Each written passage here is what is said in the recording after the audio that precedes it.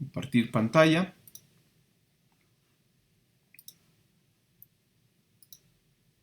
Y bien, vamos a presentar.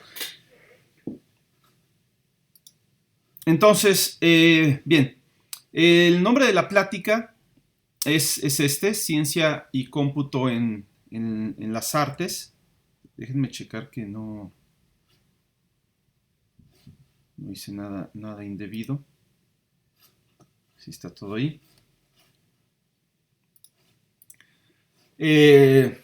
Y voy a hablar de algo que se llama la demoescena. Es como una palabra ahí medio inventada, pero es una escena, o sea, un grupo de gente que se dedica a hacer ciertas cuestiones de arte con computadoras, ¿sí? Entonces, bueno, todo empieza con la posibilidad de dibujar un píxel, ¿sí? Ya hemos hablado y ustedes ya saben, pues, cómo se forma una imagen en la computadora, ¿sí? Básicamente es una rejilla, una cuadrícula, donde en cada celda o en cada cuadro se puede pintar de un color diferente. Y bueno, estas celdas son los píxeles. Entonces, bien, una vez que uno puede dibujar un píxel, tú puedes seleccionar cuál píxel quieres dibujar y de qué color le quieres poner. Pues entonces ya puedes dibujar prácticamente cualquier cosa, ¿no? Aquí hay un par de dibujitos muy sencillos. Están hechos de esta forma para que se vea claramente que están formados por mosaicos, o sea, por estos píxeles. De hecho, actualmente hay por ahí una cosa que le llaman pixel art, que básicamente es eso, ¿no? Hacer mosaicos a partir de píxeles. Incluso te venden los kits para que tú en la pared puedas pegar los mosaicos y armar una imagen y cosas así, ¿no? Entonces, bueno, se ha puesto ahí como de moda. Y bueno, todas las cuestiones que tengan que ver con cuestiones retro de videojuegos y cosas así, usan mucho este tipo de cosas, ¿no? Pero realmente, ¿cómo se dibuja un píxel? Bueno, en realidad, una imagen en una computadora se representa como un arreglo de datos, ¿sí? Ya ustedes también conocen bien los arreglos, saben cómo usarlos, pero hagan de cuenta que toda esta imagen está en un arreglo. Entonces, por ejemplo, esta imagen del gato el primer píxel, los píxeles se cuentan a partir de la esquina superior izquierda y se cuentan por renglones. Entonces, este píxel, el de la esquina superior izquierda, sería el píxel 0, o sea, el elemento 0 del arreglo. El que sigue a la derecha sería el elemento 1 y luego el elemento 2, 3, 4, 5, 6 y así nos vamos hasta el número de píxeles que tenga la imagen en el sentido horizontal menos 1. Si la imagen tiene, por ejemplo, n píxeles horizontalmente, este píxel, la esquina superior derecha, sería el píxel n-1 en el arreglo, y luego nos pasamos al siguiente renglón y este sería el píxel n. n más 1, n más 2 y así otra vez, ¿no? Entonces cada n píxeles forman un renglón de la imagen. Para encontrar la posición de un píxel, yo tomo, digamos, la coordenada y del píxel, la multiplico por n y le sumo la coordenada x. Por ejemplo, si quiero encontrar el píxel 5,3, pues tomaría 5 por n, esto sería 0, n, 2n, 3n, 4n, 5n, y luego le sumo 3. Y así encuentro la coordenada de ese píxel. Entonces, bueno, realmente lo que quiero decir es que dibujar un píxel se puede interpretar como poner un dato en un arreglo, pero hay que calcular la posición dentro de ese arreglo que le corresponde al píxel que queremos dibujar. Y esto requiere pues hacer una multiplicación y hacer una suma para obtener el índice dentro del arreglo y luego ya meter el valor que uno quiere, que corresponde a un color. Normalmente hacer estas operaciones, pues ahorita las computadoras las hacen bastante rápido, pero antes las computadoras no eran tan rápidas y hacer una multiplicación y una suma por cada píxel de la imagen, porque vamos a dibujar todos los píxeles de una imagen, pues era bastante pesado y entonces normalmente se programaba en un lenguaje que se llama lenguaje ensamblador, que es básicamente el lenguaje de la máquina, ¿sí? No usábamos un lenguaje como lo que está aquí del lado izquierdo, que esto es lenguaje Pascal, muy similar al lenguaje C, sino se usaba algo como lo que está del lado derecho, que es el código en ensamblador, que como pueden ver ustedes es muy críptico. Aquí para nada se puede interpretar que aquí yo esté tomando la coordenada de un píxel, multiplicándola, sumándole y poniendo y viéndolo como un elemento de un arreglo, ¿no? Entonces, bueno, había que usar ahí ciertas técnicas que ahorita ya no se usan a menos que vayan a programar ustedes microcontroladores o microprocesadores así a nivel de microprocesador, ¿no? Casi todo ya se usa con lenguajes de más alto nivel como C++, Java, Python, etcétera, ¿no? Pero bueno, ya que se puede dibujar un píxel, se pueden hacer un montón de cosas, ¿no? Entonces, ¿qué ocurría? Bueno, estoy hablando por ahí de los años 80, ¿sí? Empezaban a ser populares los juegos de computadora, ¿sí? Los videojuegos caseros empezaron a surgir a finales de los años 70, pero con el Atari y cosas así, o sea, venían los juegos en cartuchos. Pero cuando empezaron a salir las primeras computadoras personales, pues también había juegos para computadora. Y entonces, pues los juegos se vendían, ¿sí? O sea, una empresa los hacía y los vendía. Y había personas que se dedicaban a piratear los juegos, a craquearlos, ¿sí? Básicamente lo que hacían era, de alguna manera lograban, piratearse el juego, copiarlo y poderlo ejecutar sin tener que tener la versión original del juego, ¿sí? Y a esto se le llama un crack.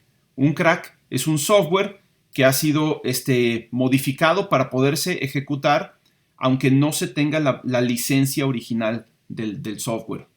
Entonces, obviamente esto pues, pegaba mucho con los juegos porque había un montón de gente que quería jugar y pues no los quería pagar o no tenía dinero para comprarlos y los empezaban a distribuir de diversas maneras. A veces entre grupos de gente físicamente compartían los disquetes de los juegos o a través de redes, pero que todavía no era el internet, redes pues, especiales a través de módems y cosas así.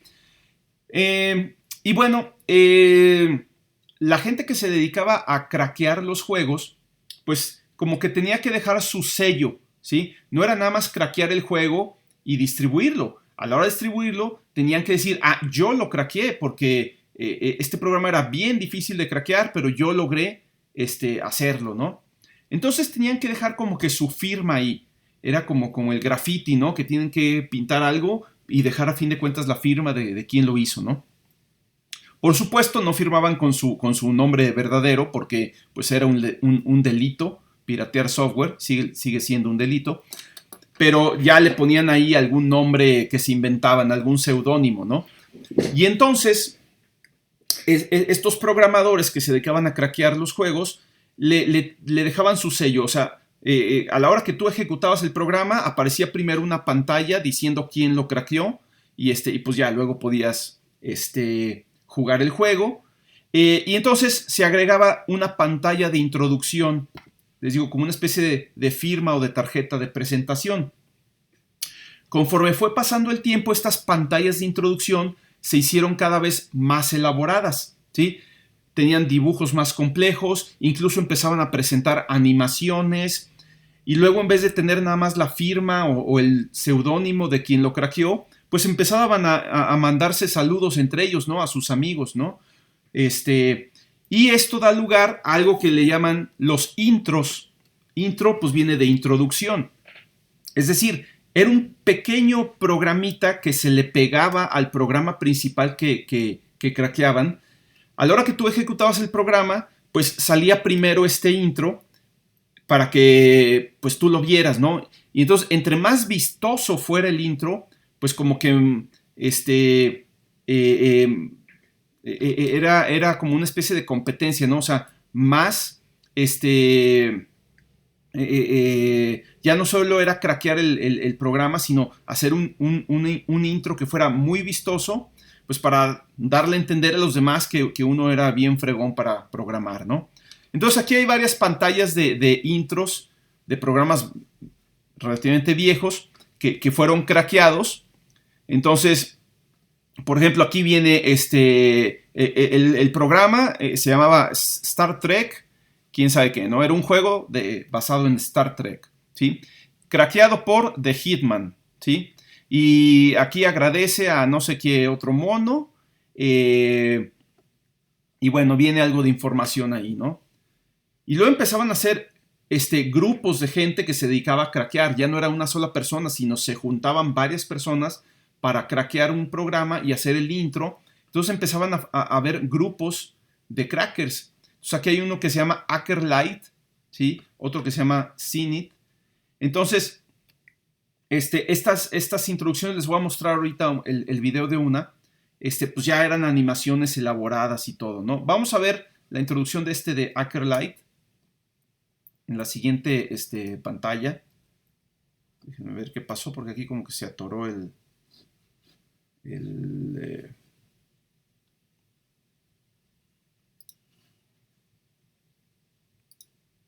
Bien.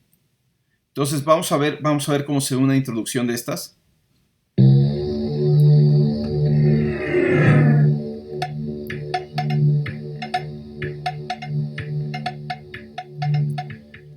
Además, como se pueden dar cuenta, tiene música, ¿sí?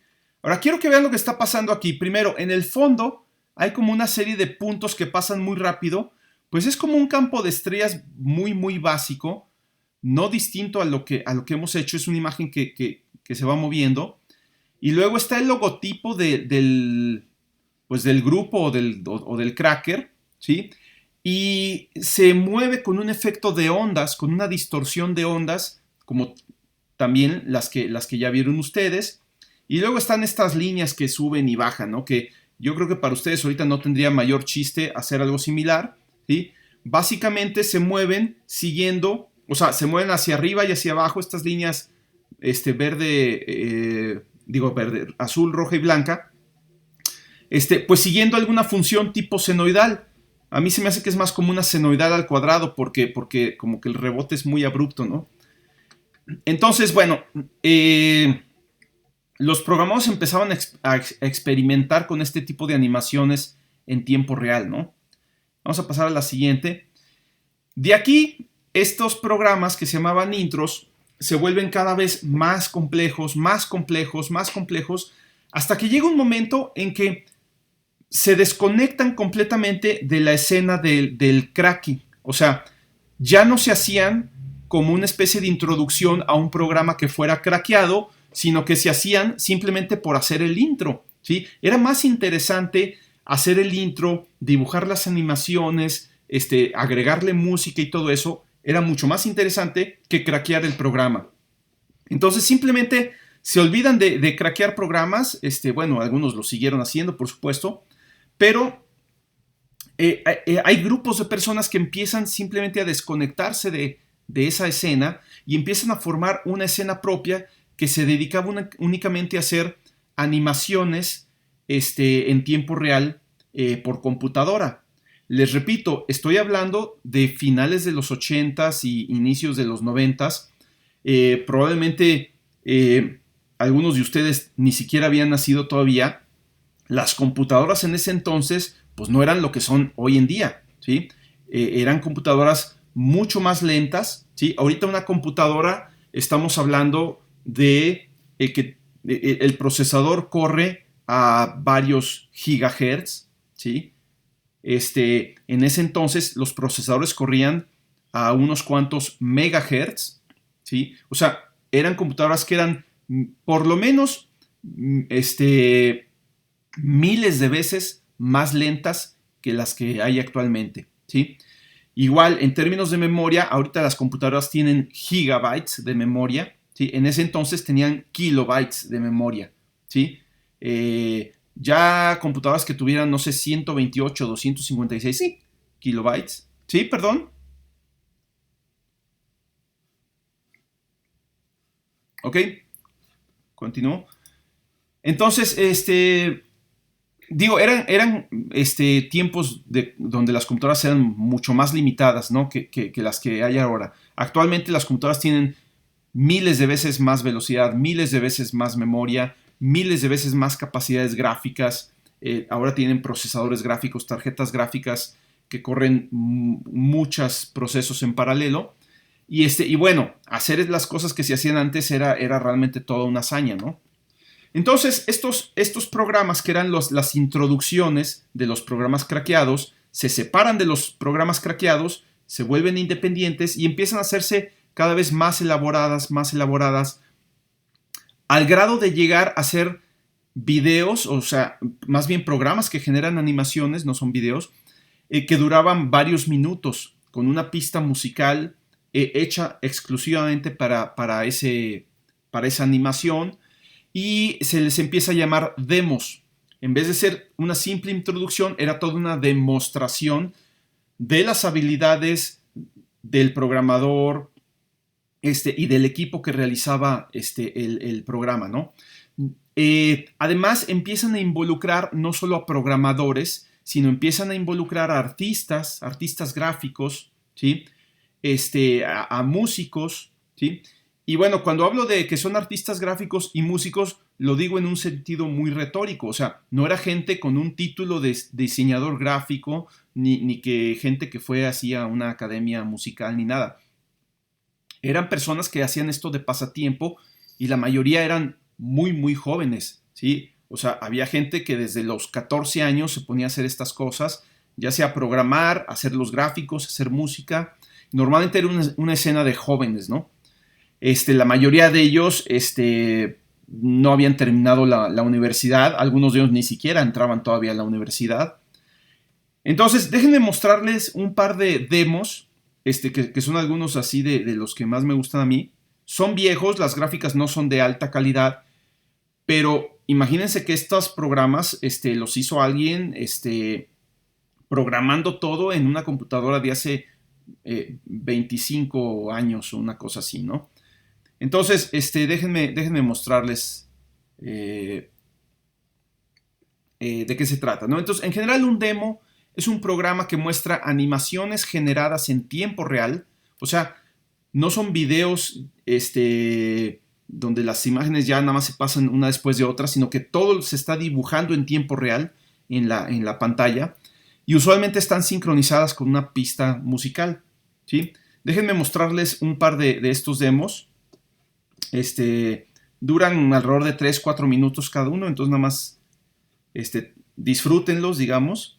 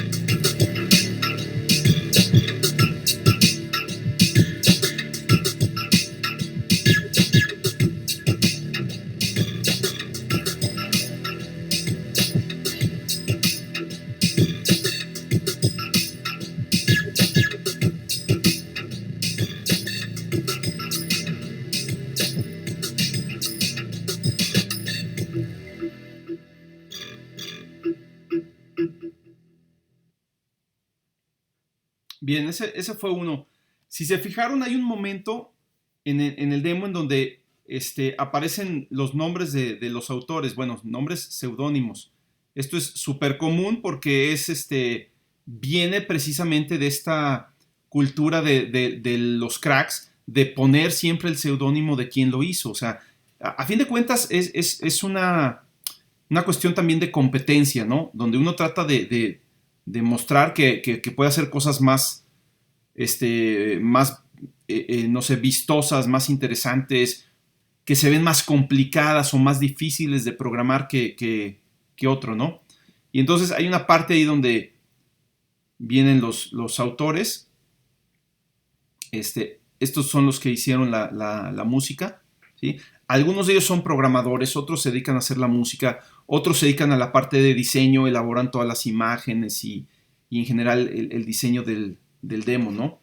Entonces, déjenme mostrarles otro que tiene un estilo muy, muy, muy diferente.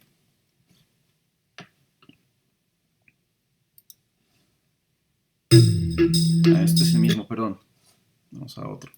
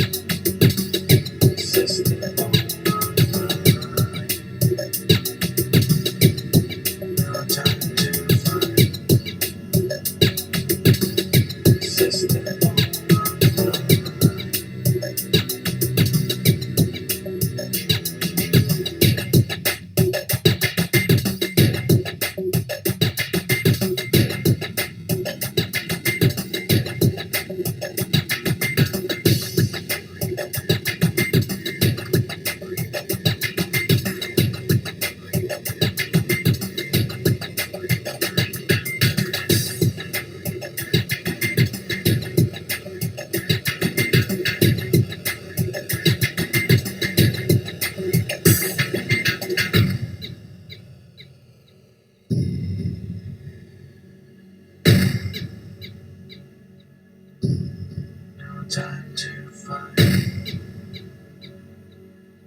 system on run. No time to find system on run.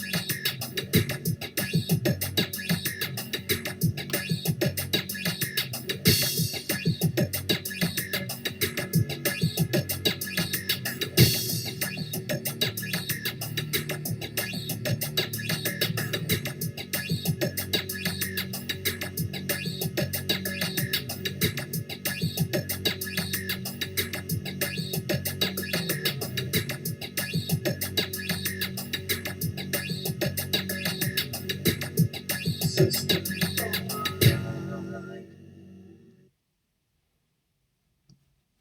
Ok, y este tiene otra cosa interesante. Bueno, tiene varias, pero esto no es muy distinto que el túnel que hicimos ahí en una práctica. Claro, mucho, mucho, mucho más elaborado. Tiene cambios en la iluminación. Pero básicamente es lo mismo. Es una imagen que se toma como textura deformada. En realidad, si se fijan, aquí hay dos centros. Es como si fueran dos cilindros que se combinan, pero además se deforman. Entonces, bueno, todo parte de técnicas como las que vimos, ¿no? No vimos nada de graficación en 3D, realmente el curso no da para eso, pero bueno, es el tipo de cosas que se hacen, ¿no? Ahora, obviamente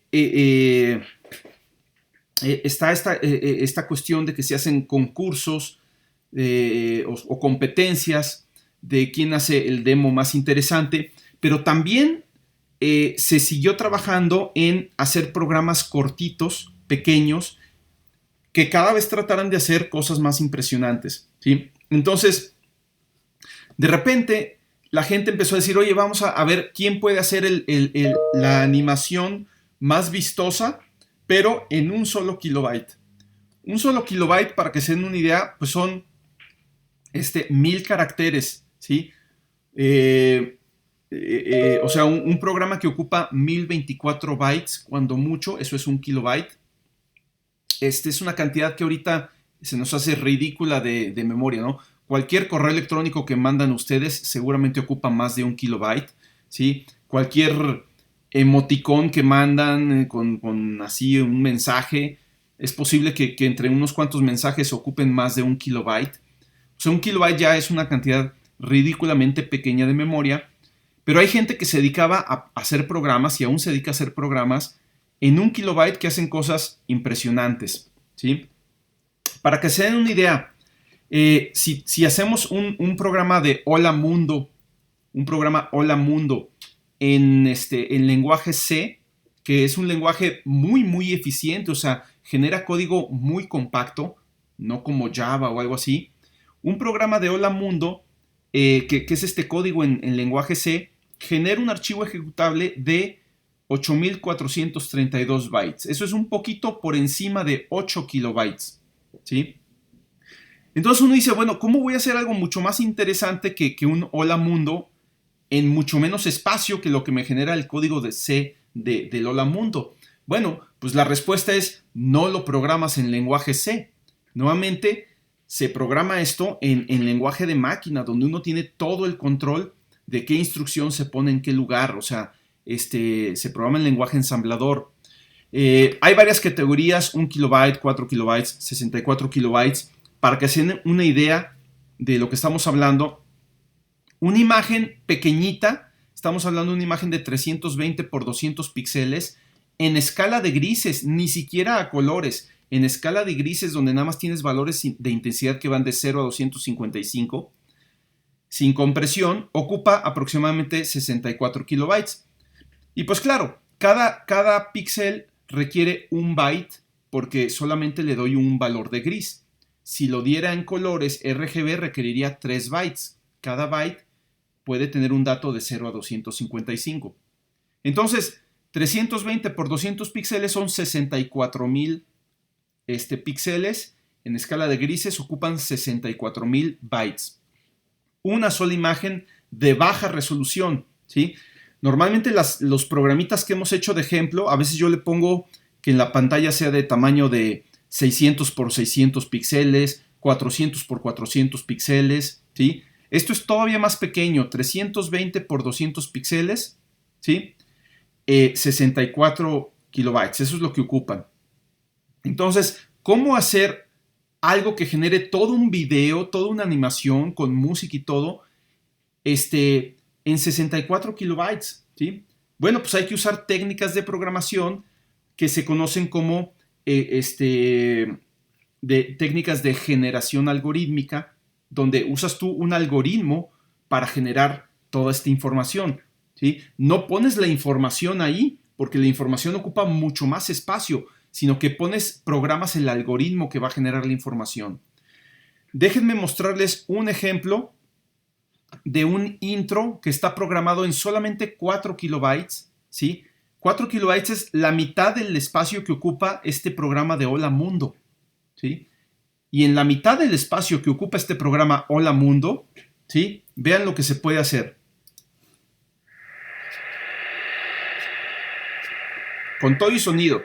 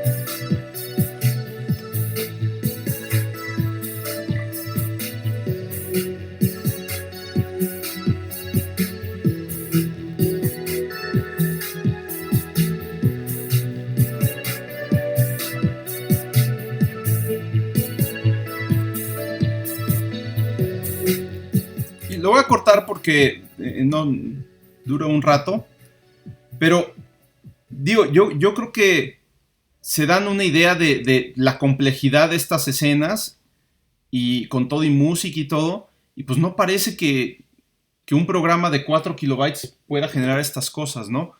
¿Qué está ocurriendo? Bueno, obviamente pues utiliza fórmulas matemáticas para generar todo esto. Todo esto se genera a partir de fractales, ¿sí? Fractales que se utilizan para generar montañas, nubes, ríos. Toda esta escena está generada a partir de fractales con unas cuantas fórmulas matemáticas, ¿sí? Y dibujando la imagen píxel por píxel, con todo y la iluminación y todo. La música, pues también son sonidos sintéticos generados a través de algoritmos. También existe música algorítmica. Entonces, de esa forma, y obviamente, bueno, no quiero decir que sea fácil, no con esto estoy, digamos, minimizando el trabajo. Este es uno de los mejores ejemplos que hay, pero básicamente con técnicas de este tipo es que se puede lograr este tipo de resultados, ¿no? No es nada fácil, hay que trabajarle mucho, pero básicamente es lo que se puede hacer, ¿no? Bien, entonces, así brevemente, estos programas que se llaman demos y los intros, que normalmente son programas que también hacen lo mismo, pero en programas mucho más compactos, pues ya en la actualidad son elaborados por grupos muy grandes, con gente muy entrenada, digamos que lleva años, muchos años haciendo esto, que incluyen programadores, artistas gráficos, diseñadores, músicos. Algunos toman múltiples papeles, o sea, hay programadores que también hacen la parte gráfica o la música o no sé, ¿no? Y bueno, como les mencionaba, estamos hablando de una escena que tiene más de 20 años, ¿sí? Más de 30 años, es más. Muchos de estas personas pues comenzaron muy jóvenes a hacer esto, pero el hacer este pasatiempo, básicamente es un pasatiempo, les da un montón de herramientas, aprenden un montón de cosas, desarrollan un montón de habilidades y entonces muchos de ellos ahorita trabajan en empresas grandes, ¿no? Empresas como Nvidia, Microsoft, compañías de videojuegos, Pixar, otras compañías así ¿cómo se llama? De animación por computadora. Algunos son investigadores, ¿sí? En áreas de cómputo, de graficación, de procesamiento de señales, etcétera, ¿no?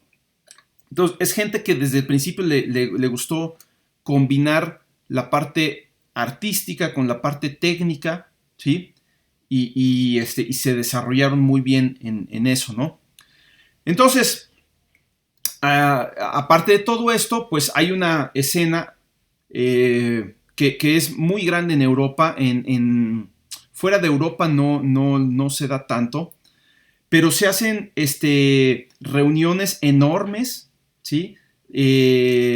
Donde va la gente a exponer sus propios demos, sus trabajos, la música que hacen. O sea, hay concursos de gráficas, de dibujo, de animaciones, de videojuegos. O sea, hay competencias de muchos tipos. Y va la gente, muestra y participa mostrando sus animaciones, sus videojuegos que desarrollan, sus gráficas, su música. Y bueno, obviamente, pues los más buenos ganan premios y todo eso. Y son premios bastante buenos porque son eventos muy grandes, ¿no? Entonces, en Europa se tiene mucho esta cuestión, sigue siendo vigente hasta la fecha. En América, pues ha habido algunos intentos de generar esto, pero no se da tanto. Yo creo que la cuestión de Europa tiene mucho que ver con la geografía, sobre todo en los Países Bajos, ¿sí? En los países nórdicos, donde pues ahí hace mucho frío y la gente se la pasa encerrada. Yo creo que gran parte del tiempo, y pues eso básicamente resulta en que se claven en la computación, en la programación, cosas que pueden hacer ahí encerrados, ¿no? Recuerden que también de aquellos países surge el sistema operativo Linux, ¿sí? Linus Torvalds es de esos países, también es un cuate que desde chavo pues, se puso a programar y hasta que desarrolló su sistema operativo y se volvió súper popular, ¿no? Entonces, por supuesto, en países, digamos, como México, donde tenemos muy buen clima, etcétera, pues la gente se la pasa fuera de su casa más tiempo, ¿no?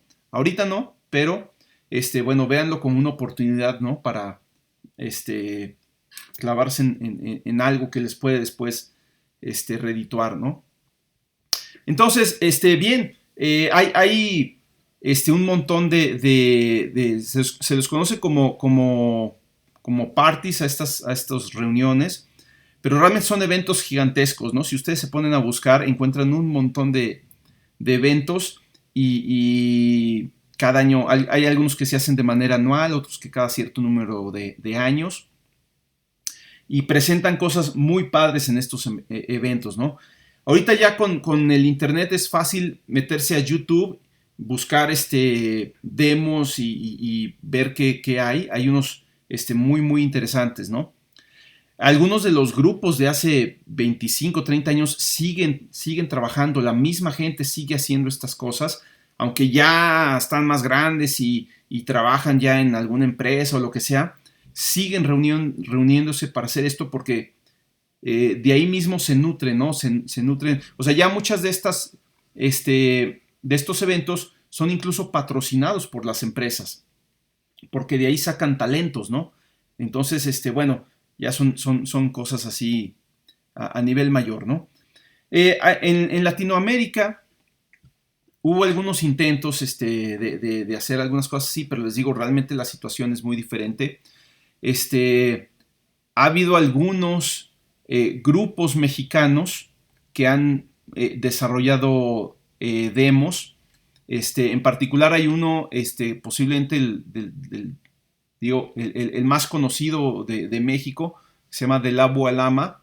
Estuvo activo pocos años, del 97 al 2000 más o menos. Tiene algo de producción. Participaron en algunos eventos a nivel Latinoamérica. Algunos fueron, creo que en Brasil, creo que alguno fue en Portugal. Y bueno, ganaron algunos lugares, o sea, hacían producciones más o menos ahí buenas. Y realmente sí hay otros grupos mexicanos, pero no sé, creo que son contados, ¿no? Debe haber dos o tres más, si acaso, ¿no? Realmente nunca llegó a despegar así una escena.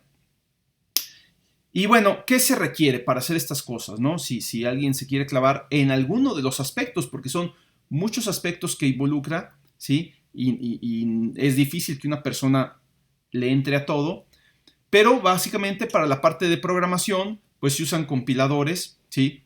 C, C++ es lo más común.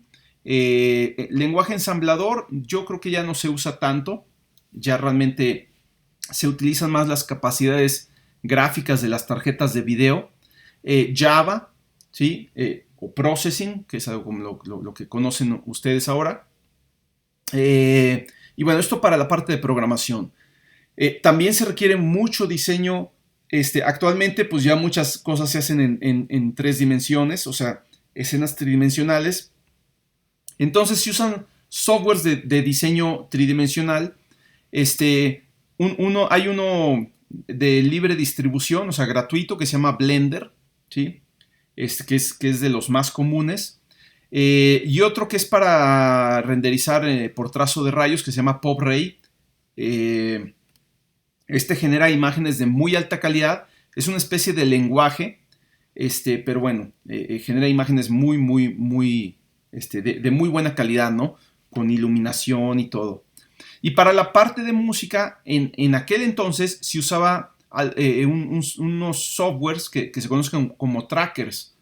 Básicamente son secuenciadores donde tú puedes reproducir distintos sonidos. Estos sonidos son archivos de audio que tú cargas en el secuenciador.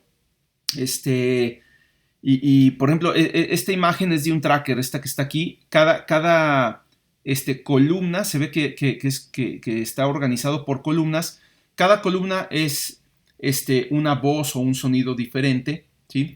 Y entonces, juntando varias, pues, se puede crear una canción completa, ¿no? Actualmente, pues ya hay mucho software para hacer música por computadora, plugins, sintetizadores virtuales y todo eso. Entonces ya hay un montón de opciones para hacer la música, se exporta de alguna manera, no sé, en MP3 o algo así, y ya se carga dentro del programa, ¿no? En Processing es muy fácil cargar un archivo de audio y reproducirlo, ¿no? Lo que no es tan fácil, o sea, tú puedes reproducir el audio mientras tienes una animación ahí jalando. Lo que no es tan fácil es sincronizar la animación con la pista musical. Eso sí ya tiene más chiste, ¿no? Pero bueno, se puede hacer. Entonces, bueno, ya es en general las herramientas que se usan, ya software específico o el nombre de un programa específico, pues habría que verlo, depende de qué quieren hacer, ¿no? También hay un montón de sitios web donde pueden encontrar información sobre esto, descargar demos tanto en su formato original como un programa ejecutable, como algunos videos, ¿sí? Descargar música de la que hacen estas personas, etcétera, ¿no? Hay algunos DVDs que se han generado ahí para, pues como para tener ya los demos en una forma que se pueda reproducir en cualquier lugar, ¿sí? En un reproductor de Blu-ray o de DVD. Y bueno, hay varios sitios por ahí, ¿no? Igual en YouTube ustedes pueden buscar, ¿sí? Ahorita les muestro cómo hacer una búsqueda y rápidamente encuentran algo, ¿no? Bien, la cuestión, ya para ir terminando aquí, déjenme platicarles qué técnicas se requieren para hacer este tipo de cosas, ¿sí? Y muchas de ustedes ya las conocen, ¿sí? Primero, para todo lo que tiene que ver con graficación en 3 dimensiones, y esto se aplica tanto en los demos como en los videojuegos, como en la animación por computadora, el cine animado, no sé, Pixar y todo ese tipo de cosas. Todo es manejo de matrices, básicamente. Me refiero a la parte de implementación, ya la matemática detrás de todo. Todos son operaciones de transformaciones lineales, transformaciones geométricas, que se implementan normalmente a través de matrices. Entonces, aquí, bueno, el álgebra lineal es fundamental, ¿no? Tengo yo por ahí un libro que compré una vez que se llama Matemáticas para videojuegos en 3D, ¿sí? Y a la hora que lo ves, pues ves que son pura álgebra lineal, ¿no? Básicamente es un libro de álgebra lineal y métodos numéricos, ¿no?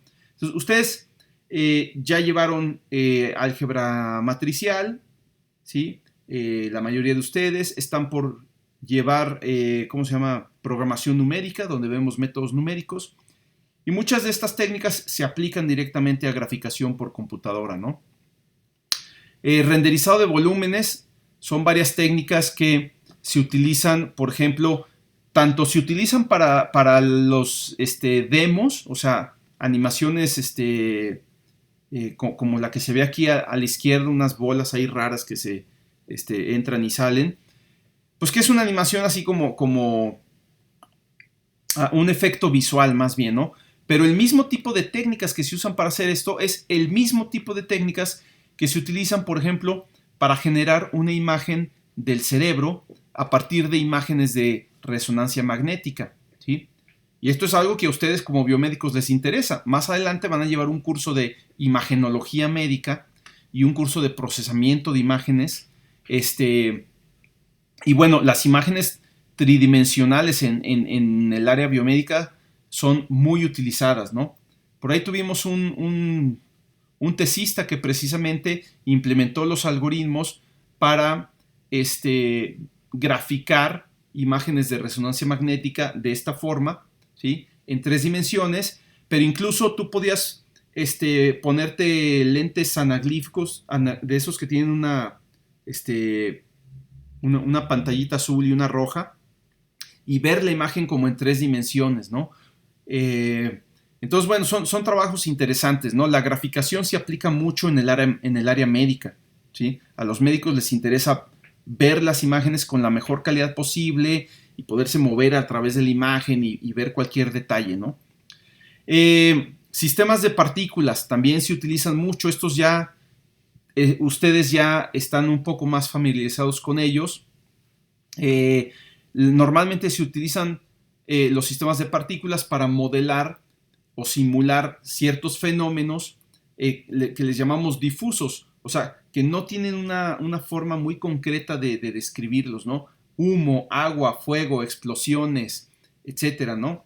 Por ejemplo, aquí del lado derecho hay una simulación como de un chorro de agua, ¿no? Como de una manguera que está escupiendo agua.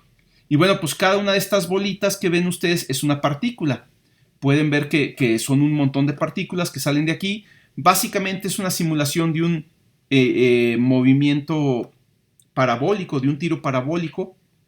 Tiene cada partícula una posición, una velocidad y una aceleración también, que es normalmente la aceleración de gravedad, ¿sí? Y pueden ver que la forma de dibujar cada partícula es bastante simple, pues es como un círculo pero difuminado, muy similar al círculo, ¿cómo le llamamos? Al que usamos para dibujar los asteroides, que era un círculo que se va degradando, círculo degradado se va llamando, ¿no? Es algo similar a lo que tenemos acá, pero además la intensidad va cambiando a lo largo del tiempo, empiezan como que muy intensas y conforme van cayendo se hacen más transparentes, ¿no? Entonces, esto también se puede simular, ¿sí?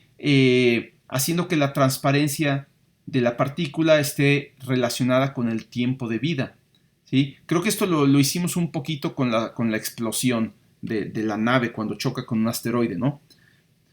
Pero bueno, es el tipo de cosas que se pueden hacer. Aquí también hay como un chorro de chispas o no sé qué sea.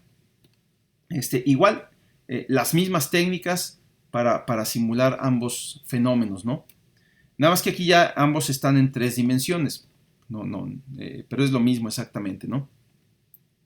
¿Qué otras técnicas? Fractales. También ya conocen algo ustedes de fractales. En particular, este de la derecha, pues es el de Mandelbrot. Ya saben ustedes cómo generarlo. Básicamente se está haciendo ahí un zoom. Pero si ustedes toman este fractal, por ejemplo, como el de Mandelbrot, y en vez de verlo como si fuera desde arriba, de alguna manera lo traducen, o cada color se convierte en la altura de un punto, generan un paisaje como el que está aquí en medio. ¿Sí? Este paisaje está formado o creado a partir de funciones o de técnicas fractales.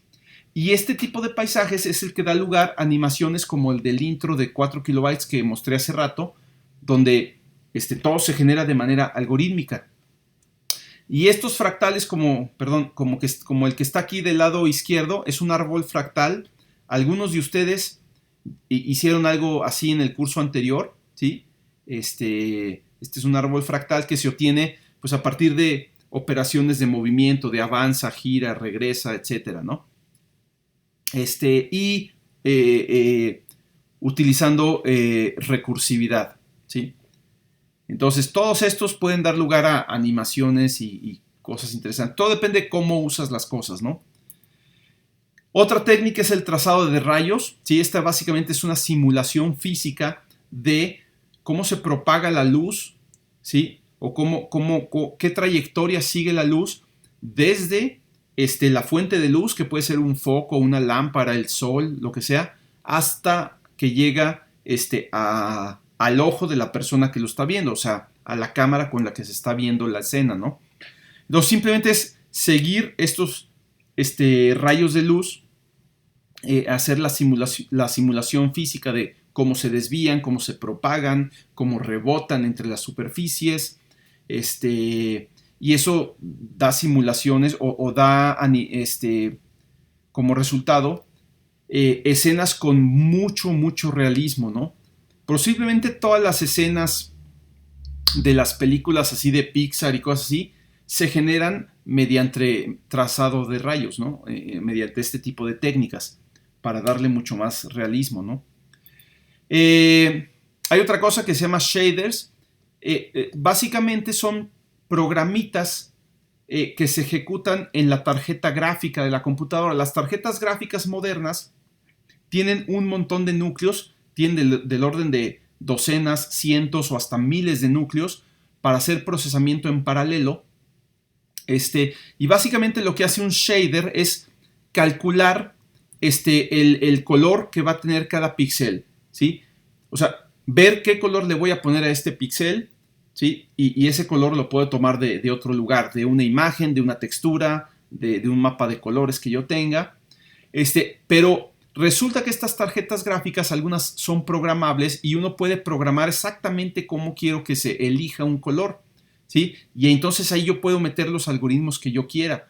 Esto no es muy distinto de los algoritmos que vimos para copiar una imagen en otra, para generar un mosaico y todo eso. De hecho, si se fijan, algunos de estos imágenes que se generan a través de shaders se parecen a cosas que hicimos, ¿no? Esta imagen acá de las montañas tiene como un cierto tipo de distorsión que se parece un poquito al ruido que generamos. No es el mismo, no es exactamente el mismo, pero es un efecto que se parece un poco a ese ruido, ¿no? Esta imagen que está arriba tiene como un efecto de ondas, ¿no? Que también generamos algo similar a eso, como estas ondas, aunque es mucho más complicado el que está aquí.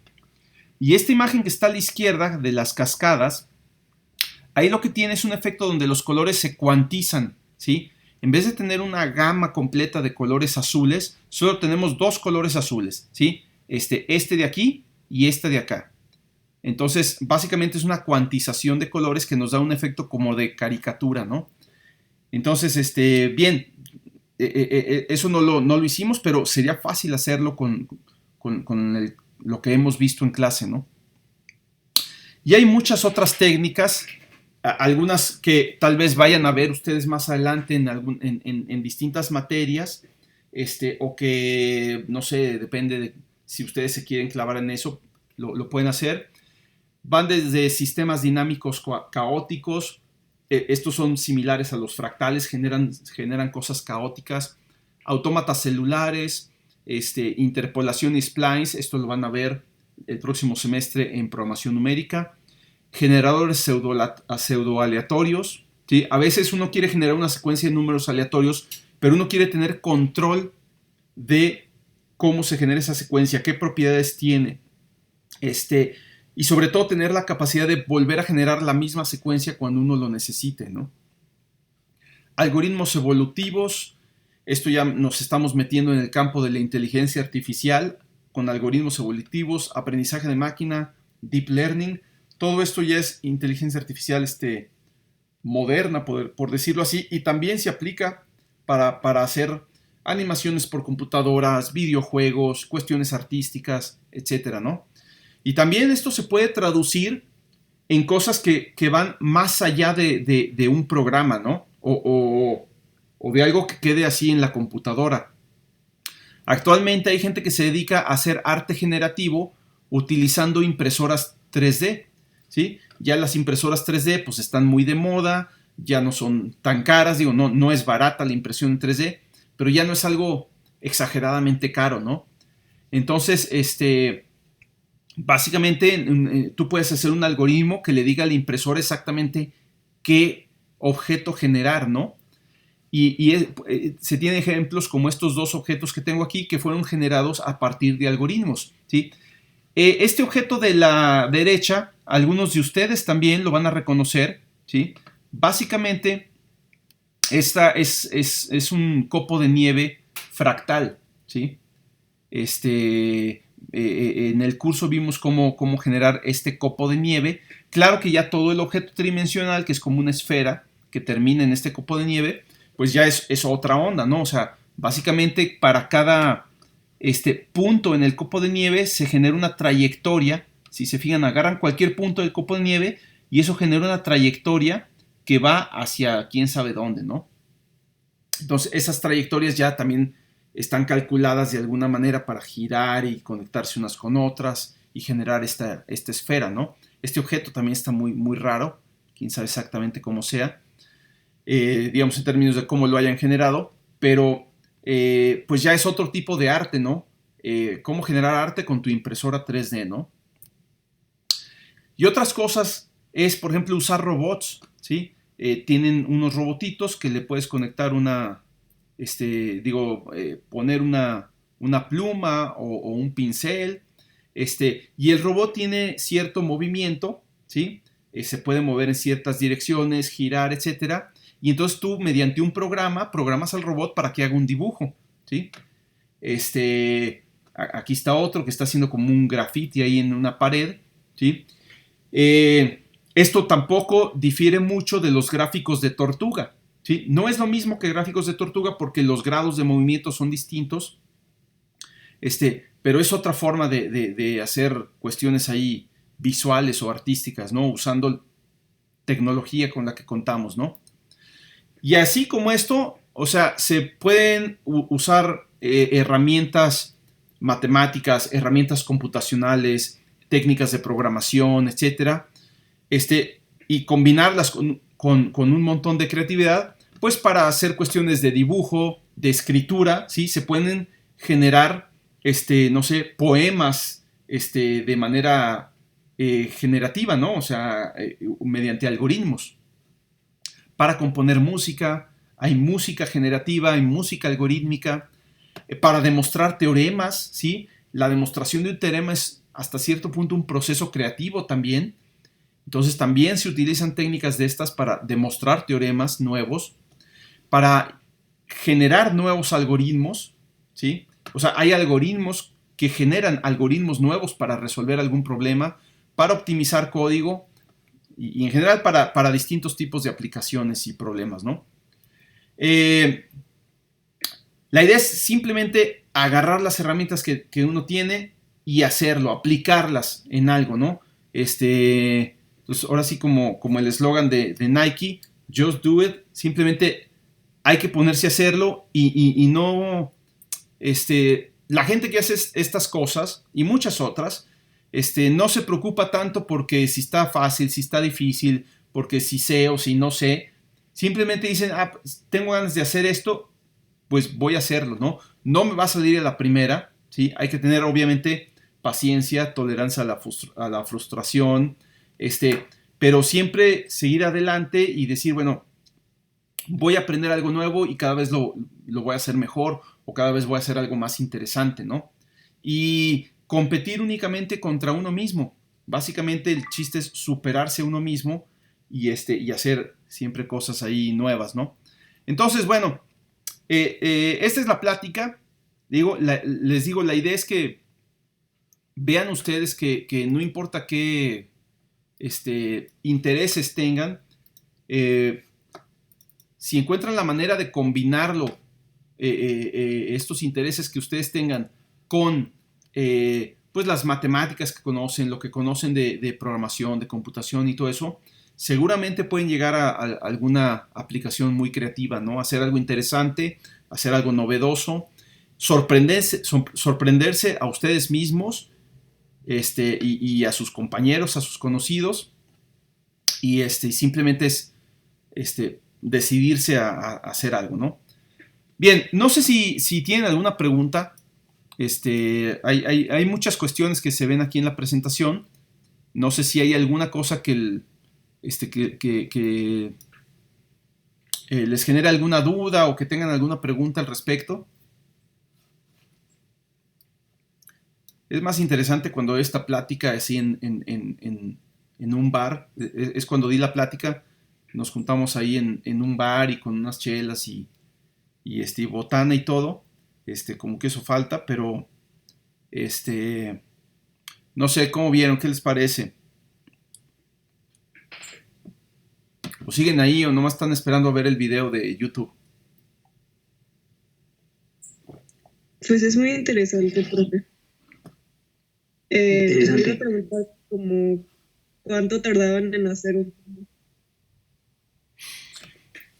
Híjole, pues varía el tiempo.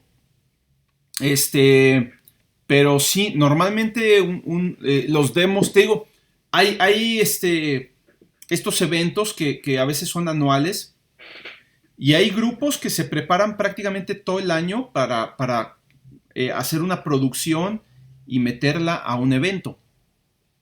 Y hay otros que simplemente dicen, pues a ver, ahorita agarro 2, 3 cosas, las pego junto y sale algo, ¿no? Claro, hay producciones muy elaboradas que seguramente tomaron meses de trabajo. Hay otras que tal vez pues, en un par de semanas salió algo interesante. Pero hay gente que es tan creativa que con hacer algo muy sencillo salen cosas muy padres, ¿no? O sea, por supuesto está la cuestión técnica de que dices, bueno, la dificultad técnica de hacer esto es muy alta, ¿no? Pero a veces importa más la creatividad, ¿sí? Que la dificultad técnica, ¿no? O sea, hay demos que su dificultad técnica es muy alta, pero son aburridos. Y hay otros que son muy sencillos de hacer, o sea, efectos muy sencillos, el código es muy sencillo, pero están muy divertidos porque los cuates que los hacen son muy creativos. Entonces, sí, los tiempos son muy, muy, muy variables, ¿no? Ahora, lo que más que cuánto tarda o cuánto tiempo toma hacer un demo, pues la cuestión es más bien cuánto tarda uno en volverse suficientemente bueno, ¿no? Para hacer un demo, ¿no? O sea, ¿en qué momento tú llegas a ese punto donde dices, creo que ya soy capaz de hacer algo que puedo mostrarle a la gente, ¿no? Eso también es muy variable y ya pues depende de cada quien.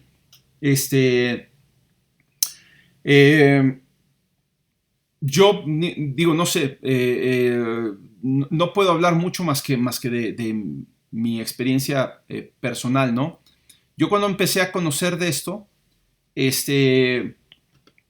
empecé, digo, el primer demo que vi fue el primero que les mostré, uno que se llama Inside, de un grupo que se llama CNCD. Lo pueden buscar en todo esto compartiendo, sí. Se pueden meter a YouTube y pueden ponerle el nombre del demo. Si lo quieren ver por ahí, pueden poner CNCD, es el nombre del grupo. Inside es el nombre del demo, ¿sí? y seguramente ahí les aparece, ¿no?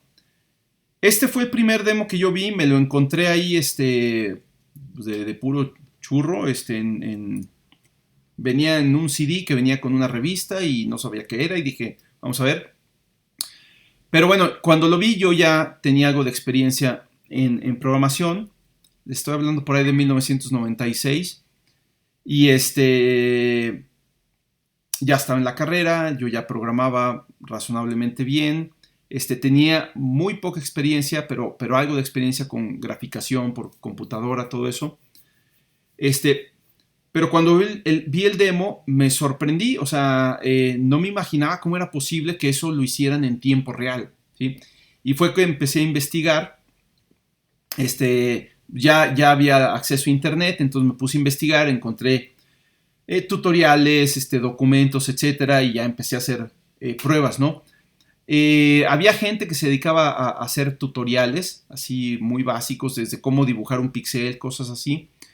Y servían mucho. Ahorita pues sigue habiendo mucha información, pero también ya hay herramientas muy sofisticadas. O sea, el mismo processing, a mí me hubiera encantado tener el lenguaje de processing hace 20 años, ¿no?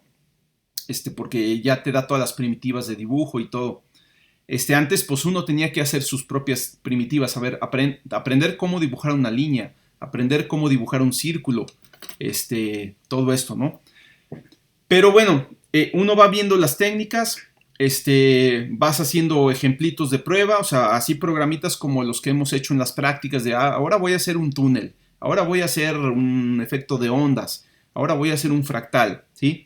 Y ya que conoces suficientes técnicas, llega un momento que dices, pues creo que ahorita podría combinar todo y hacer un pequeño demo, y ponerle una pista de música, aunque no esté sincronizada. Nada más hacer una animación, ponerle una pista y vamos a ver qué sale, ¿no? Y entonces, ahí ya se vuelve relativamente rápido porque ya tienes varias técnicas ahí que entiendes, nada más es combinarlas, hacer un solo programa, ¿sí? Y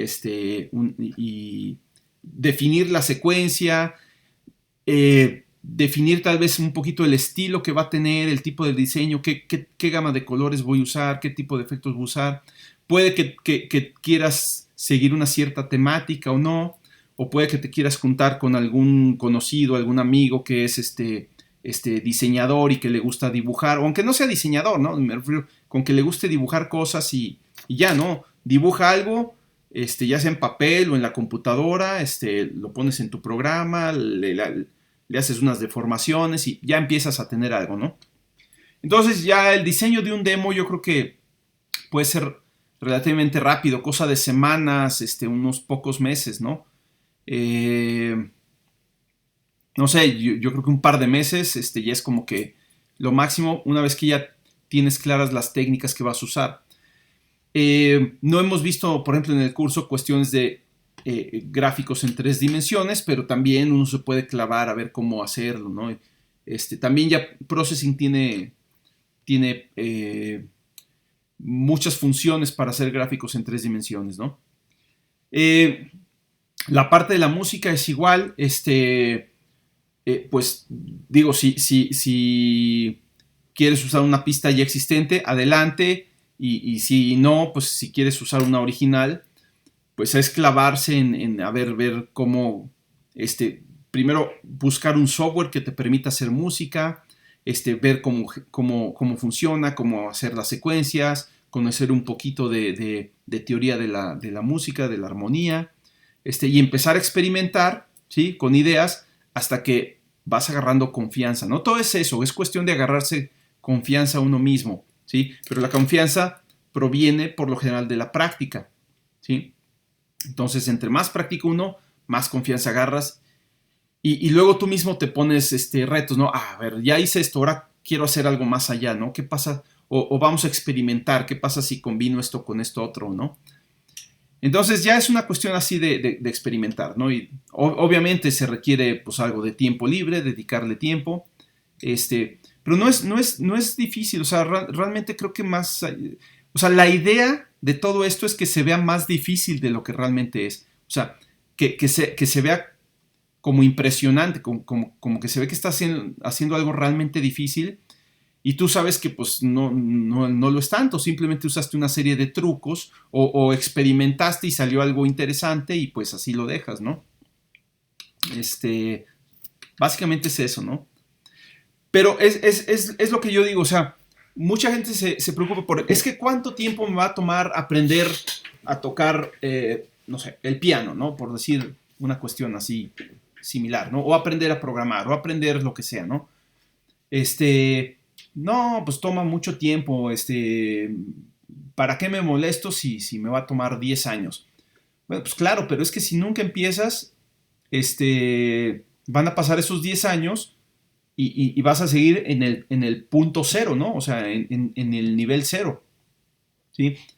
Pero realmente una vez que empiezas, ¿sí? Y pasa un año y llevas un año haciendo eso, los 10 años se pasan fácil, o los 4 años, o el tiempo que sea, ¿no?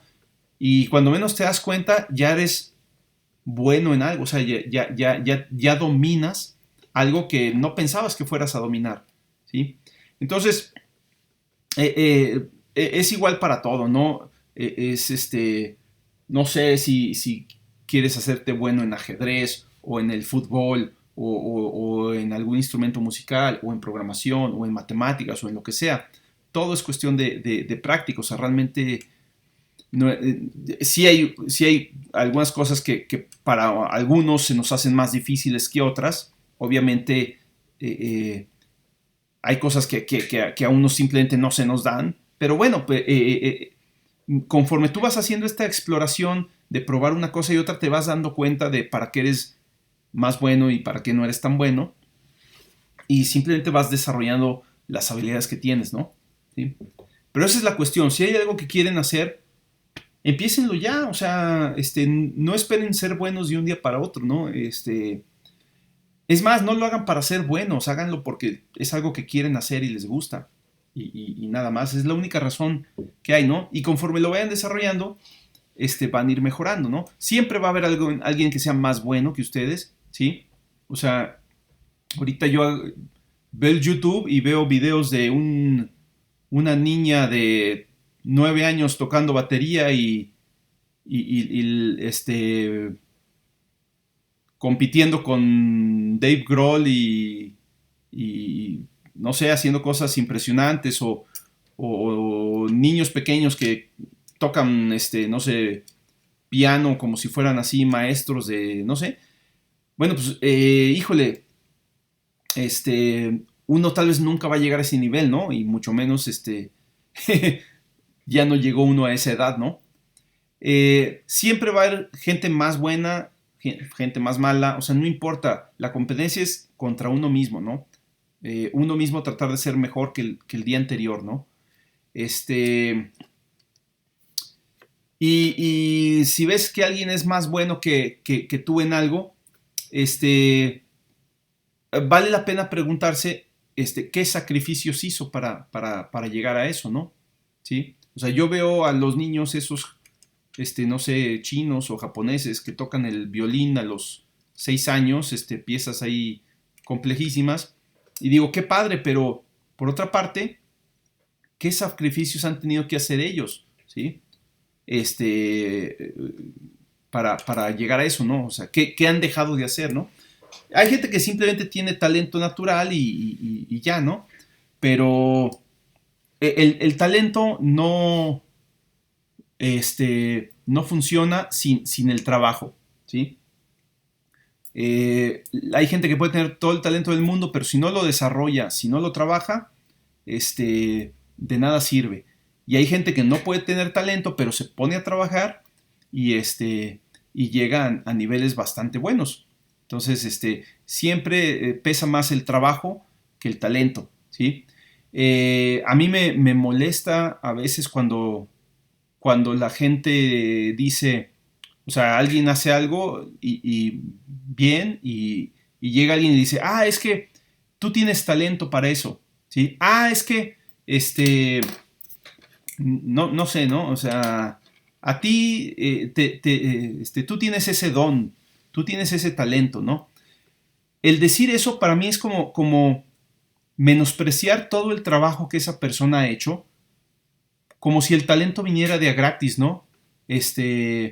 Entonces, eso es para mí es como menospreciar el trabajo que esa persona le ha puesto y el esfuerzo y las horas que le ha dedicado a desarrollar esa habilidad, ¿sí?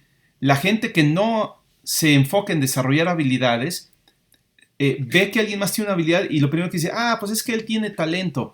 No es el talento, son las horas que se pasa jugando fútbol o las horas que se pasa practicando su instrumento o las horas que se pasa programando o lo que sea, ¿no?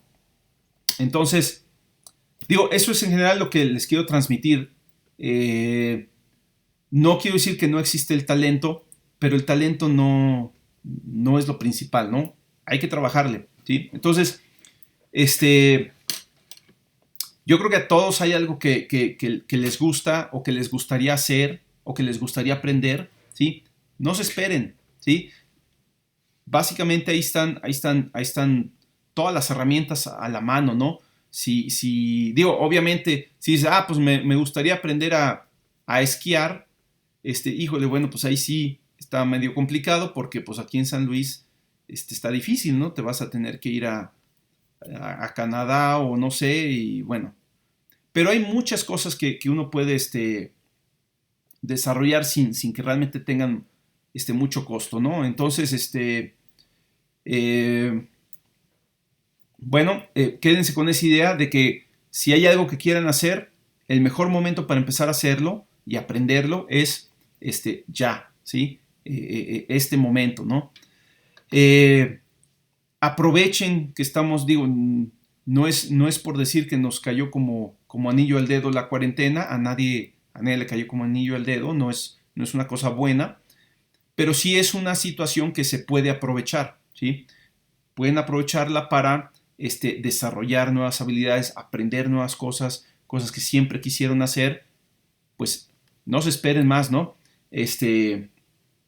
Yo sé que ahorita en vacaciones van a estar muy cargados de proyectos y de estudiar para exámenes y todo eso, pero bueno, siempre dense tiempo para hacer las cosas que les gusta hacer, ¿no? Ok, bueno, ya estamos sobre el tiempo, entonces vamos a terminar con esto. Déjenme apagar el video.